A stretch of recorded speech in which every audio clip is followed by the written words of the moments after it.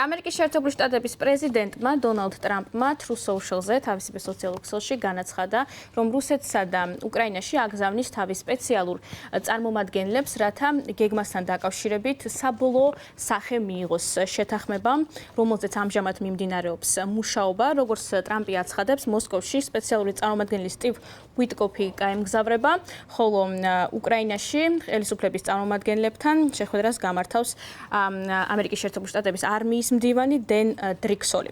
ამერიკის შეერთებული შტატების მიერ შედგენილი 28 პუნქტიანი მშვიდობის გეგმა დაიხვეწა და ორივე მხარის მიერ შენიშვნები დაზუსტდა. ახლა მხოლოდ რამდენიმე საკამათო პუნქტია დარჩენილი, დაწერა Truth Social-ზე დონალდ ტრამპმა.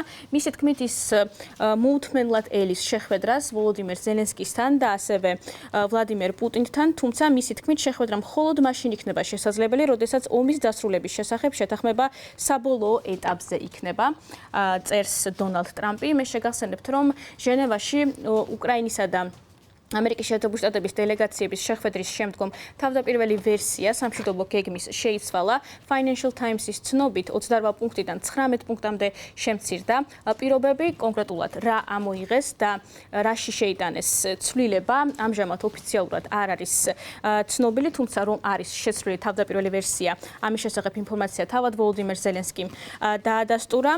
საერთაშორისო ყურადღება ამჟამად არის სწორედაც რომ ამ მოლაპარაკებებზე, რომელიც იმართებოდა და სამშვიდობო გეგმაზე, რომელიც რამდენიმე დღის წინ გავრცელდა მედიაში, საუბარი არის 28 პუნქტზე. რასაც მოყვა საკმაოდ დიდი შეშფოთება ევროპაში, ევროპელი პოლიტიკოსები, ევროპარლამენტარები აცხადებდნენ, რომ უმეტესწილად რუსეთის სასარგებლოდ არის შედგენილი ეს 28 პუნქტი და გაურკვეველი იყო თუ ვინ არის ავტორი ამ გეგმისა. ასევე ამერიკის შეერთებულ შტატებშიც არათანმიმდევრული კომენტარები გაკეთდა 28 პუნქტთან დაკავშირებით. გამოქვეყნდა ახლახანს ორი სტატია, გამოცემა Wall Street Journal-მა და Bloomberg-მაც გაავრცელეს ინფორმაცია იმის შესახებ, წყაროებზე დაყრდნობით თუ როგორ მიმდინარეობდა ეს პროცესი. გამოცემა Wall Street Journal-ი ამერიკელ ოფიციალურ პირებზე დაყრდნობით წერს, რომ მას შემდეგ, რაც ისრაელმა და ჰამასმა მიიღეს ცეცხლის შეწყვეტის შესახებ შეთანხმება, ტრამპის გუნდს დაევალა, რომ ემუშავათ ამჟამად უკვე უკრაინასთან დაკავშირებით სამშვიდობო გეგმაზე. Wall Street Journal-ის ცნობით, მისი ავტორები არიან ტრამპის სიძე და ინვესტორი ჯარედ კუშნერი, რომელსაც ოფიციალური თანამდებობა არ აქვს დონალდ ტრამპის ადმინისტრაციაში და ასევე დონალდ ტრამპის სპეციალური წარმომადგენელი სტივ უიტკოფიც არის ამ თავდაპირველი გეგმის ავტორი, ასეთ ინფორმაციას ავრცელებს Wall Street Journal-ი. ორივე მათგანი მონაწილეობას იღებდა ღაზაში სამშვიდობო გეგმის შეთანხმების პროცესში. უიტკოფი და კუშნერი Wall Street Journal-ის ცნობით ერთი თვის განმავლობაში მუშაობდნენ ამ საკითხზე და ეყრდნობოდნენ ინფორმაციას, რომელსაც იღებდნენ რუსეთის პრეზიდენტის წარმომადგენელისგან ეკონომიკურ საკითხებში კირილ დიმიტრიევისგან. Wall Street Journal-ის ცნობით ამავე პერიოდში ამავე დროს უკრაინის ოფიციალურმა პირებმა ორგანიზება გაუწიეს მინიმუმ 2 სატელეფონო საუბარს უკრაინის პრეზიდენტთან ვოლოდიმირ ზელენსკისთან. Wall Street Journal-ის საქმესთან დაახლოებულ წყაროზე დაყრდნობით წერს, რომ დიმიტრიევი ჰელოუინის დღესასწაულამდე ჩავიდა მაიამიში და 3 დღის განმავლობაში იმართებოდა ინტენსიური დისკუსია. 18 ნოემბერს გეგმის ასლი მიიღო ამერიკის შეერთებული შტატების სახელმწიფო მდივანმა მარკო რუბიომ, რომელმაც Wall Street Journal-ის წყაროების ცნობით, რომელმაც იცოდა, რომ იწერებოდა მუშაობდნენ ამჟამად მსგავს გეგმაზე, თუმცა არ იცნობდა კონკრეტულად შინაარს. სწორედ ამ დროს, როდესაც გადაეცა ასლი მარკო რუბიოს, ეს ინფორმაცია პუნქტების შესახებ მოხვდა გამოცემა Axios-ის ხელში, რომლის საშუალებითაც შემდგომ მთელმა მსოფლიომ შეიტყო ამ 28 პუნქტის არსებობის შესახებ.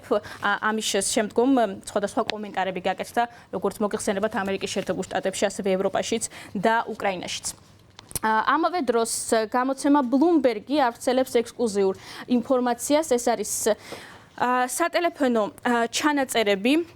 ორი სატელეფონო ჩანაწერზე არის საუბარი. ერთი არის საუბარი სტივ უიტკოფის, დონალდ ტრამპის წარმომადგენლის და რუსეთის პრეზიდენტის თანაშემწე იური უშაკოვის სატელეფონო საუბარი და ასევე კიდევ ერთი სატელეფონო საუბარი, რომელიც გაიმართა იური უშაკოვსა და კირილ დიმიტრიევს შორის.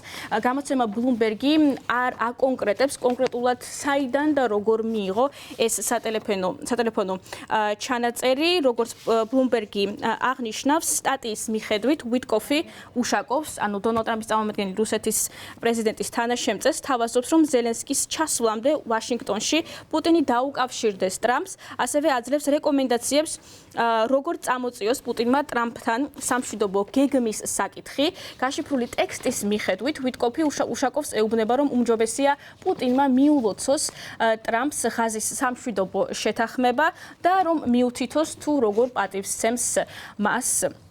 ასეთ შეთავაზებას, ასეთ რჩევას აძლევს ვიტკოფი უშაკოვს ბლუმბერგის მიერ გამოქვეყნებულ იმ დაშიფრვაში, ჩანაწერში, რომელსაც ექსკლუზიურად ავრცელებს კონკრეტულად ბლუმბერგი. რაც შეეხება დიმიტრიევს და უშაკოვს, ეს მეორე სატელეფონო საუბარზე არის ახლა სალაპარაკი. ბლუმბერგის ცნობით ისინი მსჯელობდნენ, რა მასშტაბით უნდა ითხოვდეს მოსკოვი თავის პირობებს ამ მთლიანად სამშვიდობო პროცესთან დაკავშირებით.